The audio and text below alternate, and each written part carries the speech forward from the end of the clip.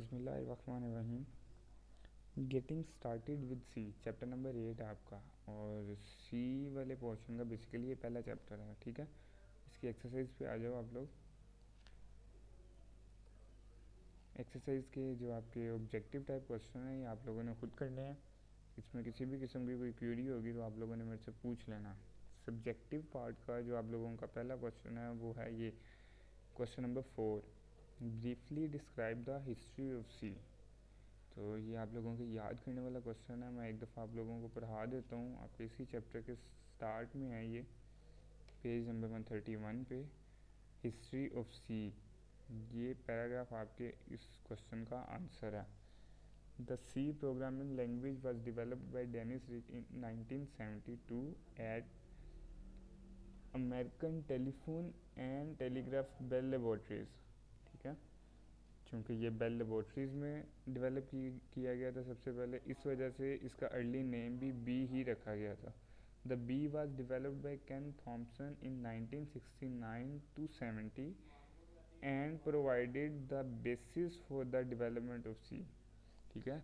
तो इसी डेवलप की गई लैंग्वेज पे जिसका नाम बी रखा गया था, केन थॉम्सन ने 1969 to 70 के ड्यूरेशन में वर्किंग की और सी की डेवलपमेंट के लिए बेस प्रोवाइड की, ठीक है। The C was originally design to write system programs under Unix operating system.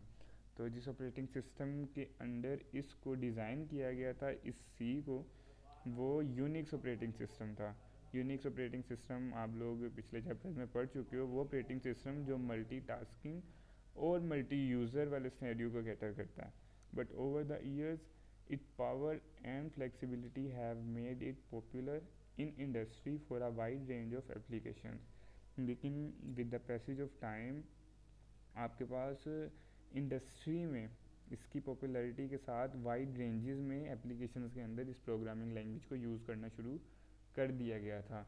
और जो अर्ली वर्जन था सी का वो K&R, केर्निगन एंड रिच सी कहलाता था, मतलब सी के साथ K&R कहलाता था। लेकिन जब फर्दर डेवलप किया गया इस लैंग्वेज को तो अमेरिकन नेशनल स्टैंडर्ड इंस्टीट्यूट ने इसका एक स्टैंडर्ड वर्जन लॉन्च कर दिया जिसे NCC कहा जाने लगा, ठीक है।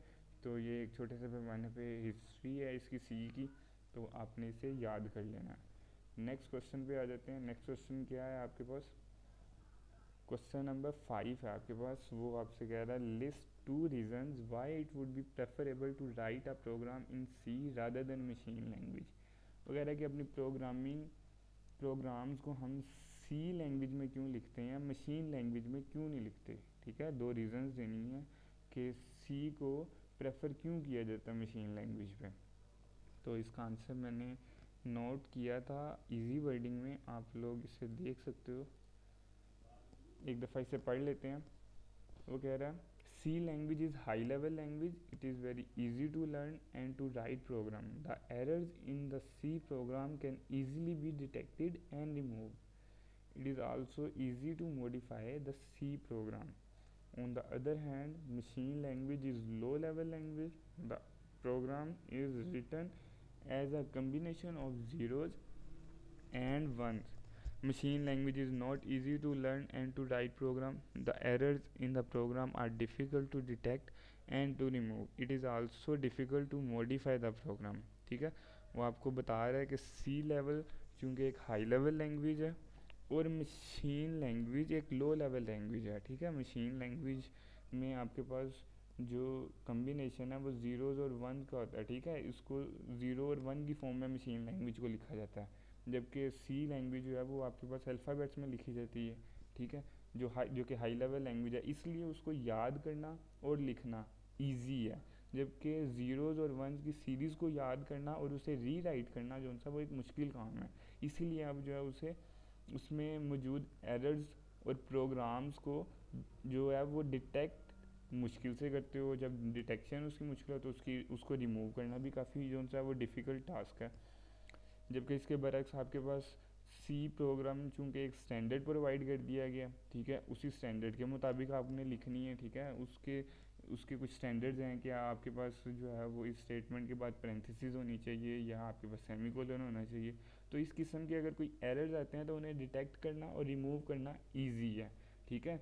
और चूँकि ये आप जो सा उसे अपनी रिक्वायरमेंट के मुताबिक चेंज कर सकते हो, नई आने वाली रिक्वायरमेंट के मुताबिक जो सा अपने प्रोग्राम में चेंज कर सकते हो, इसलिए इसे मॉडिफाई करना भी सी लैंग्वेज में प्रोग्राम को ईजी है।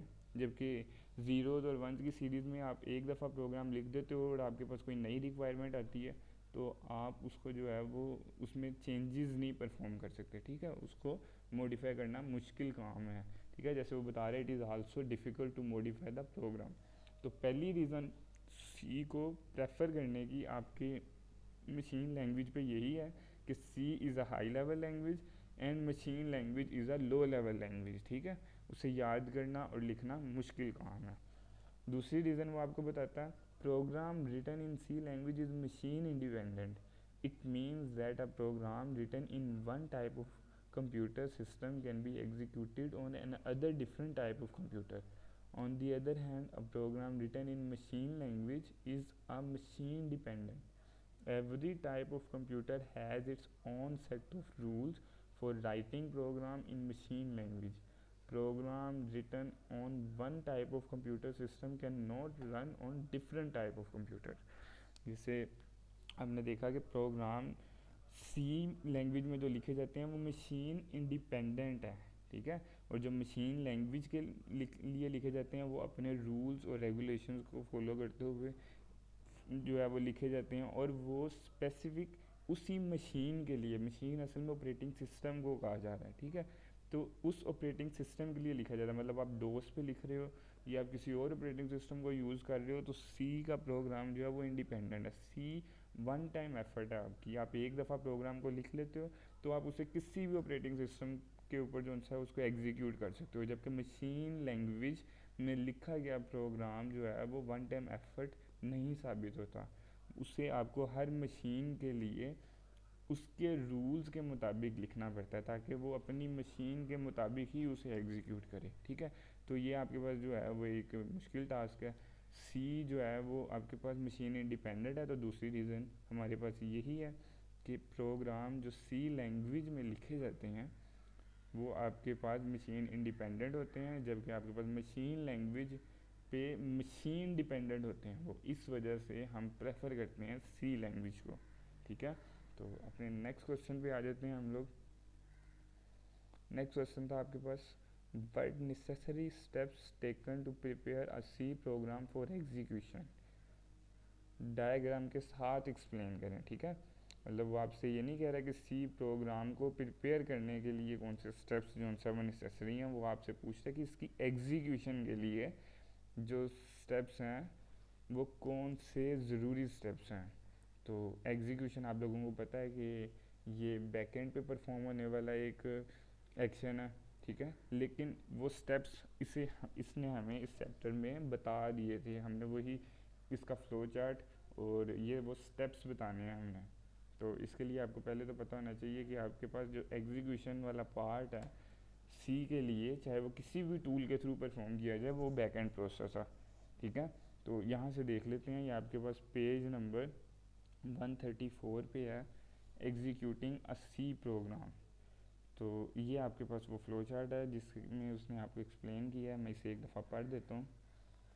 After successfully compiling and linking the program, ठीक है। मतलब आपके पास उसमें पहले ही आपको पता चल गया कि आपके पास ये स्टेप्स हैं। कंपाइल करना, ठीक है, आपने उसे ये सारे स्टेप्स, अगर तो वो आपके पास लॉन्ग में है तो आप उसे ये स्टेप्स सारे डिफ़ाइन करोगे, ठीक है। कि आपको पहले जो सा वो प्रोग्राम सेव करना पड़ता है, फिर उसके बाद आपको जो सा वो कंपाइल करना पड़ता है, कंपाइल करने के बाद लिंक करना पड़ता है और एग्जीक्यूट, फिर उसे एग्जीक्यूट करते हो आप, ठीक है। और एग्जीक्यूट करने के बाद आप उसे अपनी किसी भी डायरेक्टरी को, अपनी आउटपुट को या उसकी सोर्स की डायरेक्टरीज को सिलेक्ट करते हो और उसमें उसको सेव कर देते हो। फिर ये फ्लो चार्ट आपको उसका बताना पड़ेगा, ठीक है। तो ये लेंथी क्वेश्चन है, ये मैं आपको नेक्स्ट ट्यूटोरियल में इसे एलेबोरेट करता हूँ। अब तक के लिए इतना ही काफ़ी है आपके लिए।